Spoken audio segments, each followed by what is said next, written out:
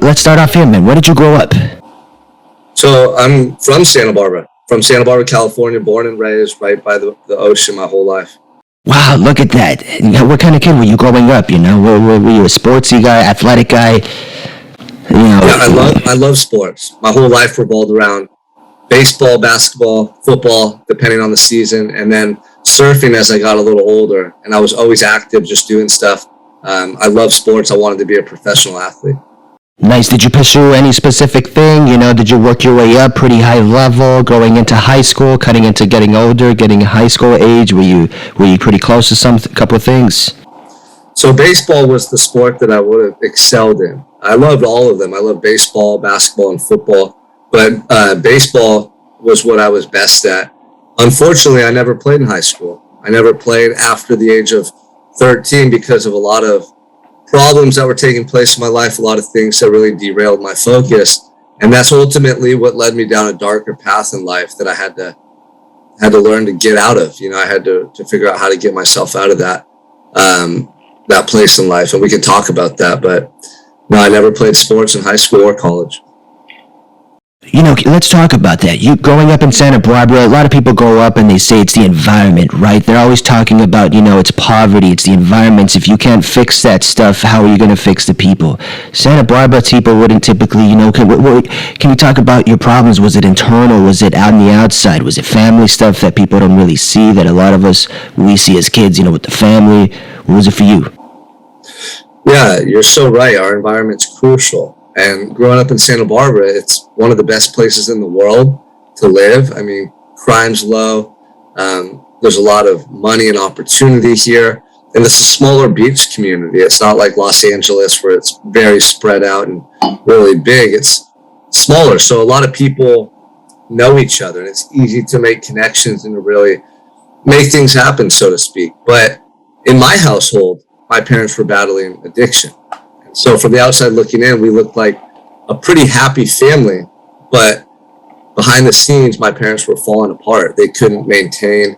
They had their own demons that they hadn't faced, and their addiction was getting the best of them. And it started to really affect us children in the household. I remember on numerous occasions seeing my mother overdose, seeing her and my dad fighting, cops coming to the house, and it just became such a mess. And it caused me so much pain. You know, the internal turmoil of those emotions being unresolved, of that pain, not knowing how to cope. It started to really change me and to cause me harm. So by the time I was 14, you know, I was going from being a happy kid who was in love with life to someone who was looking through a much darker lens and feeling the effects of that depression, of that oppression that was facing. That's around the age where you start to sort of question things, right? I think up until that point, you sort of see stuff, but you don't know what to make of it. And that's around the age where you start to kind of go, what's going on? What's really happening? And it can get a little twisted and a little tangled if you don't have those coping mechanisms. Yeah, absolutely. I mean, at 14, my first month in high school, I was a young man, still very naive, trying to figure out myself and try to really understand life, as you just said. And I'll never forget, I mean, the things that changed my life happened that first month, and it wasn't at school, it was at home. My dad was arrested in front of us in a really dramatic fashion at gunpoint by the police, and he ended up being sent to state prison. And then shortly after, my mother, her addiction got the best of her, and she ended up abandoning us and leaving the household. So my first couple months as a freshman, still trying to find out who I am, I lost both my parents. And that's really when I went from just starting to understand what they were going through and starting to try to really make sense of it to just being smacked in the face by reality. And I never rebounded from that. I couldn't deal with it. I didn't know how. I didn't want to talk about it. I didn't want to try to make sense of it. I just knew that in the blink of an eye, I felt like my whole life changed in such a negative way. What happened with schooling? Did I imagine you had to change schools. Where did you end up moving from there? Your mom went her way, and your father had to go serve some time. Where did you go? So fortunately, my dad's eldest brother, my uncle Mike, who became a second father, he became our mother, our father, he became everything for us. He took care of us. He lived with us growing up most of my life.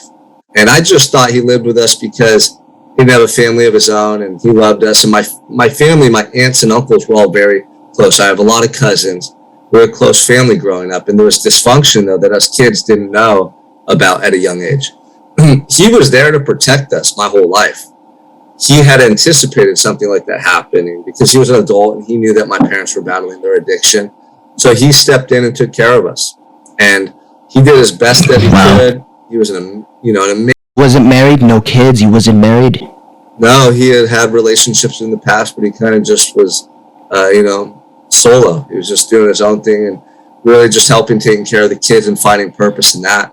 And thank God, because if he wasn't there, we would have become, involved in maybe the orphan system and in the state. I don't know what would have happened, but he was there, and so he was trying to help guide me through that time. But I was just so afflicted by losing my parents and so internally distraught. I just started abusing drugs and alcohol pretty much, it felt like the next day.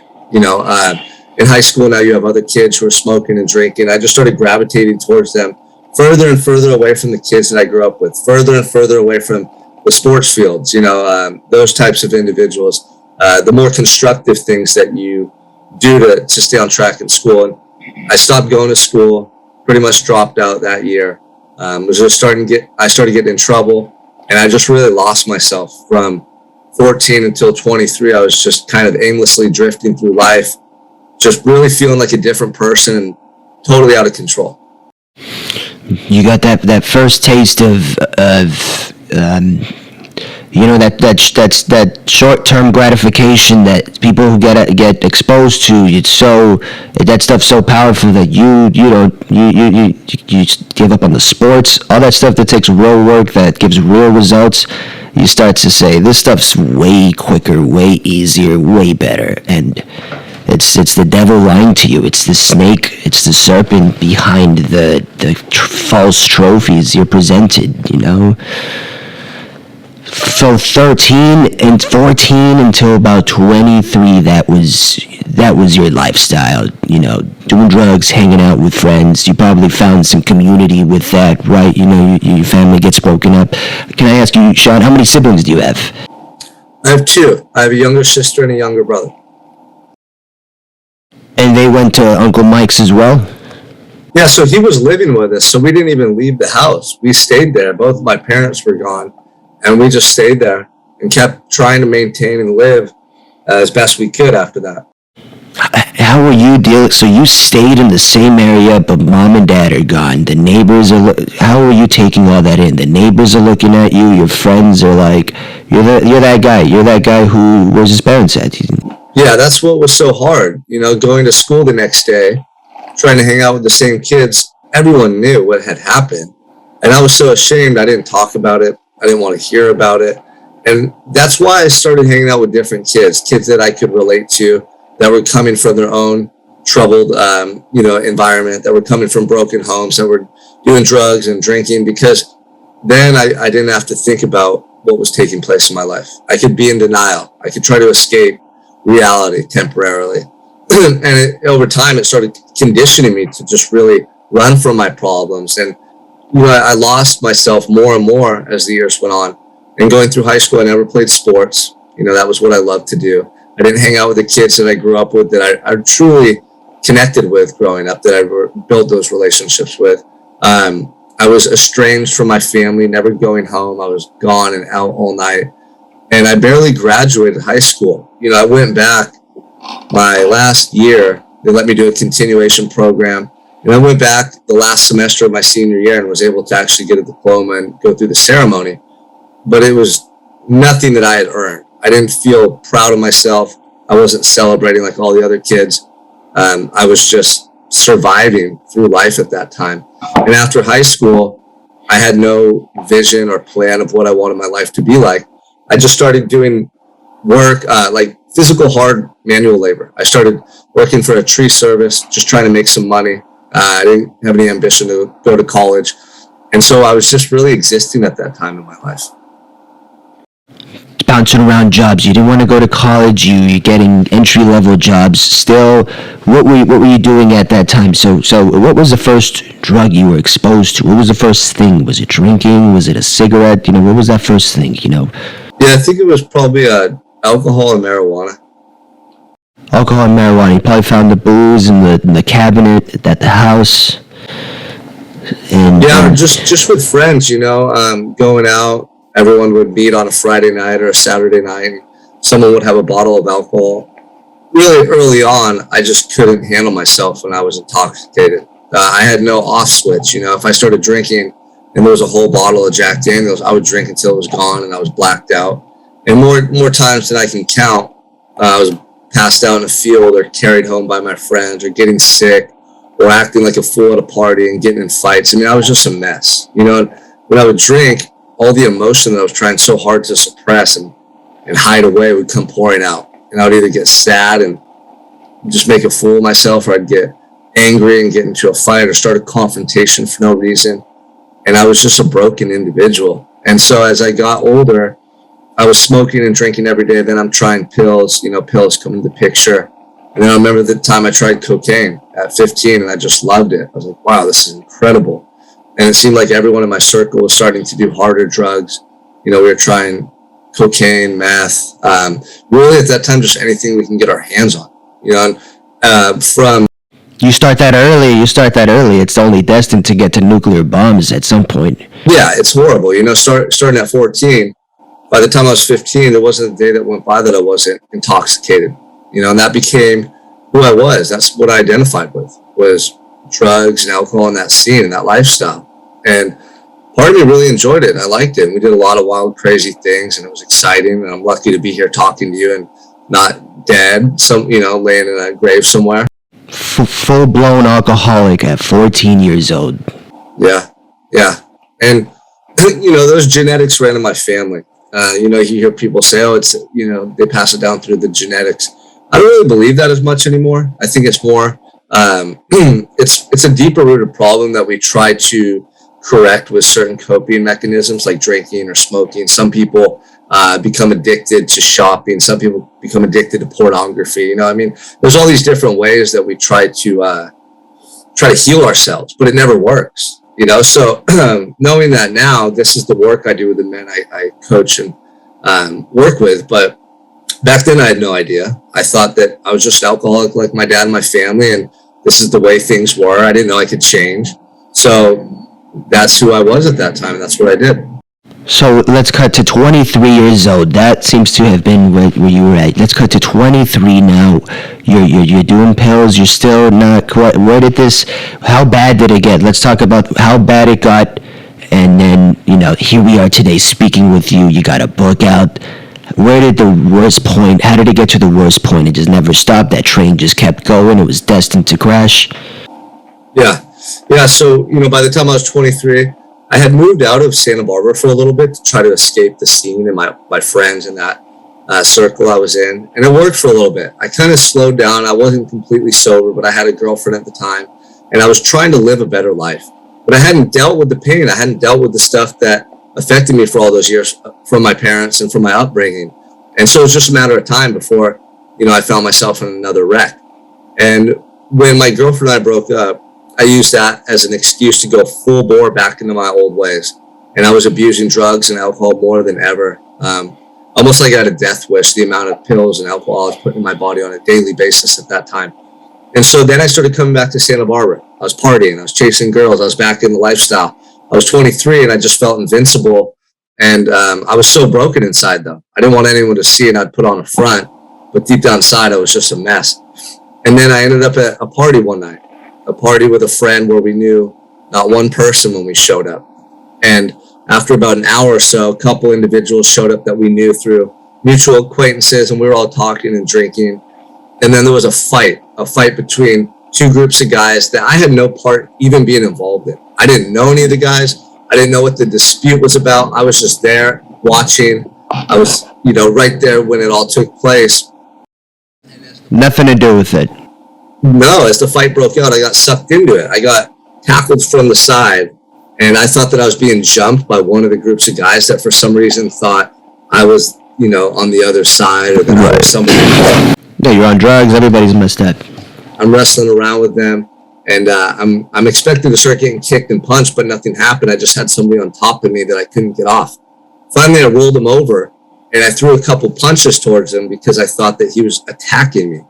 And when I stood up, he didn't get up. And I thought that was so weird because I didn't even hit him. My punches kind of just grazed the side of his head, in this melee. It's like a wrestling match and a free-for-all. And so as soon as I stand up, I hear the friend that I went to the party with. His name's Eddie. He's yelling, "Sean, let's go. Let's get out of here. Come on." And girls are screaming. People are coming out of the party and seeing what's going on. And as I walk over to him, I get under the street lamp, and I'm just covered in blood from head to toe. Blood's dripping off of me. I'm thinking, what the hell? And he looks at me, and his eyes get all big. He's like, "Sean, what the hell, man? You're covered in blood." And he starts running up the street. He's like, "Let's get out of here. Come on." So I start following him, and I'm limping up the street because when I got tackled, I hurt my back and my leg. And you hear sirens come. The cops are coming, and I'm limping up the street. And he waves me into an open door. There's a laundromat. There's some apartment complex there and up the street. And I go in, and he throws me a new shirt that he found from the dryer. He's like, "Take that shirt off. You can't walk around like that. You're covered in blood." So I put the shirt on. And as I'm doing that, we're in the laundry room. You just see cops racing by on the street. And we ended up walking out of the laundry room. And earlier he had called a cab because he knew we were getting ready to leave the party anyway. And we got in the cab and we left. And we got to his house, and I was so intoxicated, I just passed out. I just passed out. And I'll never forget that feeling in the morning when I woke up, like a nightmare, where you wake up and you're so relieved to be awake and that it was a dream. Well, mine was the opposite. I woke up and I said, "Oh my gosh, what happened last night?" And I Googled Fight at the Mesa. That's where in Santa Barbara. There's an area known as the Mesa. That's where we're at. And it said 2 men were stabbed in a party on the Mesa, and one of them's in critical condition. And right then and there, I knew something bad had happened. I knew they were going to come question me, and I knew that it was a serious matter. Wow, man. Wow. So who stabbed the guys? What happened? Can we come forward, man? So you were not involved in this, and things happen.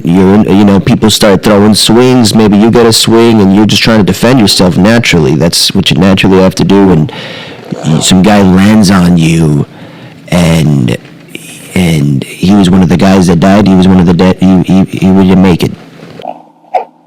So that individual was stabbed, and when he fell on me or when he was on me, I don't know when he got stabbed, but that's why I was covered in blood.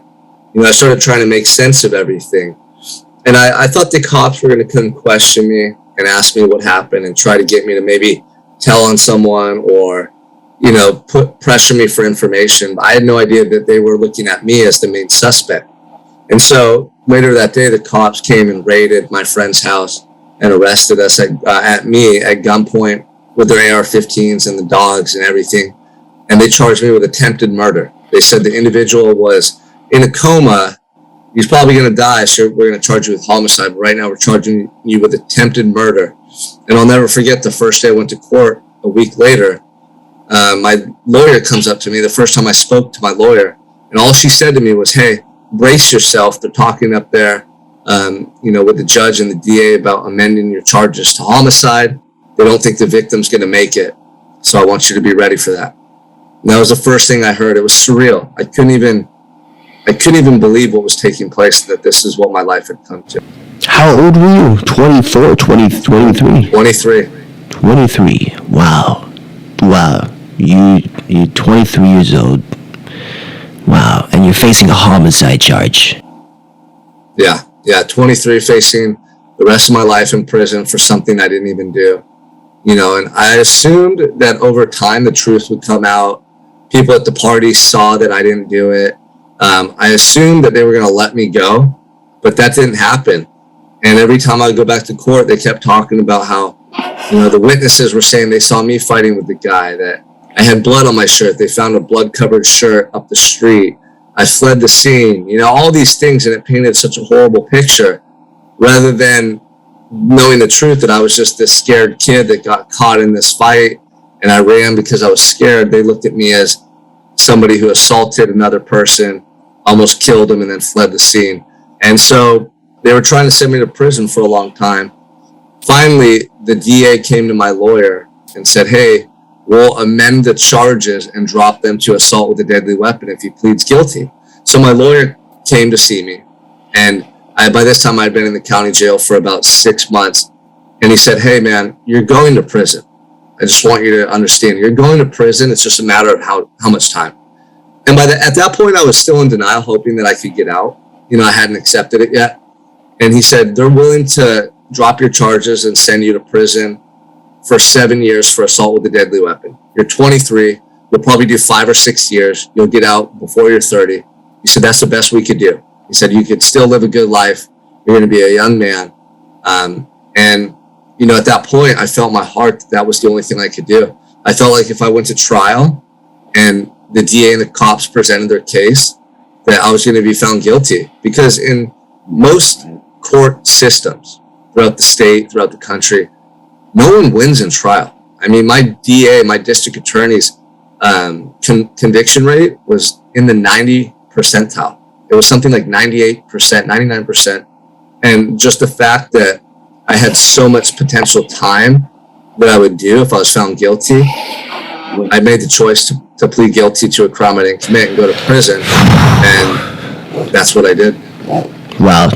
So you had to either take your chances and let them fulfill this narrative, or just take the blame and get this smaller chunk of time that's still the rest of your 20s. Yeah. Okay, all right, and so you do that, so what was the final verdict? Yeah, so I took the plea deal. I went into court and admitted guilt for something I didn't do, and at that time I was already going through this massive transformation. When I first got arrested, I was in shock and disbelief, but after a couple months, I was sober.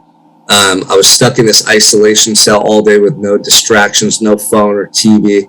And I was just soul searching, man. I was trying to make sense of how I had ended up there. Where did I go wrong in life? This isn't the person I was supposed to be. I was supposed to be, going to college, playing Major League Baseball, living a great life. I just felt deep down inside that I was made for so much more. And I'll never forget, in that cell is when I made the choice that I was going to change my life. And I just made an internal commitment that no matter how much time I do in prison, no matter where I go in life, I'm always going to be my best self. I'm never going to deviate from the truth and who I really am ever again, because I had for so long. And I didn't feel guilty being in that cell for the crime or what they were trying to accuse me of, because I was innocent. But I felt immensely guilty for the way I lived my life and for how I had just coasted through life and hung out with those kids that I wasn't really a part of that group. That's not who I was, or how I had just not tried in high school and just let all these precious moments pass me by. And from that moment forward, every day I looked at as an opportunity for redemption. No matter what I could do, I would start doing it to the best of my ability. And that started with simple things in that cell, just to try to keep my mind occupied and block out the negativity or the potential of a life sentence. I'd get up early and I'd focus on gratitude. I'd focus on constructive actions like reading, writing, exercise. And I just started doing that stuff every day, refusing to quit and give up or allow that situation to crush me. And I realized I could either be a victim this whole time in prison of poor me, of why this happened to me, of why didn't the cops tell the truth? Why did the judge not believe me? And just be caught up in that mentality, or I could fight to become a better person and use that experience as an opportunity versus a detriment to who I was becoming. And that's the mindset I had going into it. So by the time I took that plea deal, I was already a man on a mission. I'd already transformed immensely in those 6 months, to the point where people would come and visit me in the county jail, and they knew all this time I was about to do in prison. They knew what I was going through, and they'd look at me almost in disbelief, like, man, you're locked up, but you look happier than you ever have. My Uncle Mike said, this is the happiest I've ever seen you. You remind me of when you were a little kid. He's like, you're back. And that was the best feeling in the world when he looked me in the eye and said, you're back. Because throughout my adolescence, he and I had grown apart. and I had drifted down this really dark path, and I was just so lost. And for him to say that, I knew that I was on to something life-changing. I discovered that person within me that I was meant to be my entire life. So it sounds like you lost. It's not often you hear a man lose his freedom, but also gain his freedom. It sounds like that's what happened to you. It took losing your physical freedom for you to finally get that mental freedom in many ways. And it's really interesting that that's cutting forward the title of your book. I was thinking, you were already sort of in a mental prison prior to you even going into prison. And it sounds like when you said you were already ready when they signed off that you were going to have to go out and do some time, you said at that moment you were already on a mission. It's almost like it worked vice versa, and you made it work for yourself in many ways. You said, you know what, I've already been doing time up here, and I think I've done my time. And you allowed that to just, I don't know if it's because you were sober, I don't know how long you'd been sober for prior to that. It sounds like you had a lot of clarity and you were already on a mission. I don't know how you did that, man. Usually people would have gone it would have gone further down than you had already got to. A lot of people reach low points, but for you it was like lower, and now you're facing a charge of something you never did, death. Somebody died, so you freed yourself. Yeah, it's, you hit it spot on. I was trapped in a mental prison my whole life. I wasn't happy. I wasn't living the life I wanted. And this happens to a lot of people. We find ourselves in a place in life that's not really where we expected to be. We don't really understand how we got there. We definitely don't know how to get unstuck. I mean, I think we do, but it's scary, right? The fear, the doubt. Can I do it? Can I change? What if I fail? What will other people think? Over time, we create this mental prison that keeps us stuck in our comfort zone, right? Our comfort zone's familiar to us, it's known, but it's not really where we excel and grow. And so that's what happened to me. I was stuck in my own prison up here for 10 years. And when I finally got incarcerated in the physical sense, in that jail, I was so done with just losing in life. I was so exhausted from going throughout my life just in survival mode, but I really just surrendered, man. I surrendered and said, you know what? I'm going to let go of all of this stuff that's been affecting me. I'm going to let go of all the pain, all the resentment, all the need to numb myself through drugs and alcohol. And I just felt it like pouring out of me. And that's when I discovered that peace, right? Self-love, gratitude, it's an internal state of being. It doesn't matter where you are in life. You could be miserable in a mansion with $100 million. And you could also be happy and content in a jail cell with nothing. I was in a jail cell with white boxers and a pencil and pieces of paper to write with. And I became the happiest version of myself because I discovered really how to tap into that gratitude and that energy within. And it changed my life. It changed my life. My time of incarceration ended up becoming the most productive and fruitful years of my life. I went to prison and I was the happiest, most positive and purpose-driven individual I had ever been. And despite being in that harsh environment, despite being around negative people and violent people, I was able to find the good in every prison I went to, and every year I lived in, like every situation, I was able to find the good in. And so that led me to getting college degrees while I was in prison. That led me to mentoring other inmates. That led me to doing speaking classes that they had and actually giving a speech in front of the warden and inmate population before I came home. And so by the time I was set to come home after those 5.5 years, I was transformed. And I was on a mission that I was going to come home and I was going to share the story with people who felt like I felt before I was incarcerated. Those people who are trapped in the mental prison right now, who want more for their life, but they're scared or, they don't know really how to start. Like, what if I'm not good enough? What if I fail? What if it doesn't go my way? And that keeps us stuck below, our potential. That keeps us stuck living a mediocre life. And we're meant to do more than that. That's what I uncovered about myself. So coming home, that was the mission I was on. That was 4 years ago. And since then, I started my own coaching company where I'm able to work with men all throughout the world who battle that internal turmoil that we're describing, who are going through those tough times in their life, and just help them to really uncover their truth and their purpose so that they can create more fulfillment in the way they're living. Very nice, Sean. So you come out of prison. How old were you when you came out? What was your age? I was 29 when I was released. 29 years old, out of your mental prison. A lot of people, like you said, they're making $1 million and they're still serving 25 to life in that mental prison. You know, it's weird when you're able to get that success in business and it works in many ways to your favor. Use the fuel for fire, fuel for fear. But this is another thing. Getting clarity appears, that's the ultimate goal, brother. And the financial stuff is a huge one because it allows for freedoms. But for you, it's almost like reverse. You had to be in a box, in some boxers, and maybe a pen and paper, and you were like, let's do some work. For people listening to this, what was it for you? Did you just confront your life and say, hey, you know what? I got a lot to give, and my life story has to be put out to help other people. You know what? You faced your demons, and you put it out, and you reversed it, and you said, I'm gonna put out. You put it all together. You put this whole thing together, and you figured it out for yourself. Yeah, for me, it was in phases. You know, the first thing I had to do was be honest with myself about the past. I had to talk about or somehow like acknowledge what went on in my household that I was running from for all those years.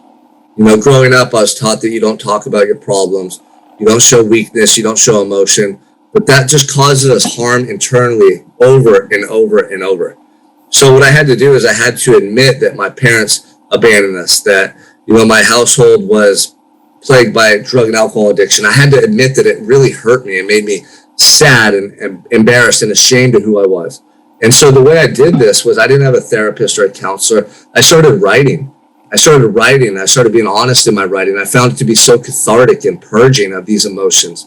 And I actually sent my parents letters of forgiveness, telling them, hey, you know, I forgive you for everything that happened growing up. I no longer hold resentment or anger towards you. Both of you speak to both your parents still? No, they both passed away. But you were able to make that communication at some point with them about this. Yeah, I was able to make that amends with them. And, you know, early on, I thought that was for me, so that I thought that was for them, so that they didn't feel guilty about me being in prison and that they could, you know, hold it together and not just go full blown to their addiction even more, feeling like failures as parents. But in reality, it was for me. It was so that I could let go of that emotional attachment that I was holding on to all those years. And after I went through that writing, I started feeling a lot better. I started feeling this peace and this inner self-love that I had lost many years prior start to come alive inside of me. So that was the first step. The second step was acknowledging the truth and the vision of who I wanted to become. You know, I think a lot of times we have this vision of the life we want or the person we aspire to be, but we don't think about it long enough for it to really materialize. You know, it comes here and there, maybe late at night or on a drive home one day from work or in the shower, ideas. But never acting on it, right? We don't focus on them long enough for them to become reality or even to get the opportunity to act upon them. So for me, being locked up with no distractions, no TV, no job, no kids, I had all day just to reflect on this truth, and it just started growing within me. You know, and I started seeing that clear vision of the man I wanted to be and the life I truly wanted to live. And over time, it was just becoming more and more vivid to me. So that was the second step. It's like admitting what you want, not what you think is possible, not what maybe might happen. No, what do you want? Like if you could write it down on paper and it would come to life, what would you write about the life you want in 5 or 10 years? And so then from there, now I had this roadmap that I could follow every day. You know, I knew I wanted to be clean and sober. I knew I wanted to get out and have an impact on the community. I knew I wanted a family. I knew I wanted to be my best self and just improve myself every day. So early on, the vision was vague, but I started putting these little pieces together. And so then going into prison and coming out of prison, all these things I've been doing, I've had that clarity. I've had that focus. So then, you know, over 2,000 days in prison, this is the third phase. I established routines and habits and discipline that has been so solid and consistent in my life. It allows me to really focus on anything I want to get those, to achieve those things, right? Because if you have discipline and you can focus on something long enough and you have the routines that bring out the best version of you, there's not a whole lot you can't do. Like you just focus on what you want and you work towards it and you start to see how those days, those hours add up over time. So I came out and I was a completely, you know, I completely revolutionized myself in my time of incarceration. I came out, I was no longer holding on to the baggage from the past. I was focused, I had that clarity. Now I had the action, right? The daily habits and routines that built up confidence in myself, that built up a sense of competence. Like, okay, if I could do 1,000 push-ups every day in prison, read hundreds of books, get college educated, do all these things. Now what can I do when I come home with that same mentality and focus every day? And that was the foundation I needed. So when I came home, I wasn't scared. I didn't doubt myself. I knew that I was capable. Now it's just a matter of, what do I want to do? What do I want to achieve in my life? What direction do I want to take this? And that's where I started when I got out. Yeah, you can't change the world if you can't change yourself, and it sounds like you decided to challenge yourself, working out, knowledge. You were equipping yourself with these tools, and I heard it the other day. You can be the best anything you want to be if you challenge yourself. Like you said, you implemented, what was it, Sean? Routine, discipline. What were these things you did? What was it that you were missing that a lot of people seem to be missing? It was discipline, routine. Discipline, focus, and consistency. So the way that I do this still to this day is by having a morning routine. If you don't have a morning routine that sets the tone for your day, you're already at a disadvantage. Most people get up, look at their phone, roll out of bed, probably get ready and leave. But when you do that, you're just kind of doing the same thing over and over. How are you going to really grow or move towards something when you start off the day just focusing on those basic things or looking at a phone and getting this reactionary state? So for me, I get up an hour before I have to do anything. And I was doing this in prison initially just to find some peace and solitude, because prison is loud. You don't have privacy. It's just really not a good place to be. You don't want to have to play catch up there. Yeah. So I started just doing it in the morning to have that time to myself and reflect on my life. And I still do it to this day. I get up, I sip some coffee. I don't look at any electronics or do anything that requires me to react. I just pay attention to my thoughts and how I'm feeling. And then I go into some type of meditation where I'm visualizing my day. I'm visualizing the man I want to be. I'm just feeling the emotion behind that visualization. I'm pouring myself into that. And then I'll do some journaling. I'll write how I'm feeling. I'll write some things I want to accomplish that day where I can focus my energy on. And then I go work out. So I go from introspection to expression and then to movement, to action.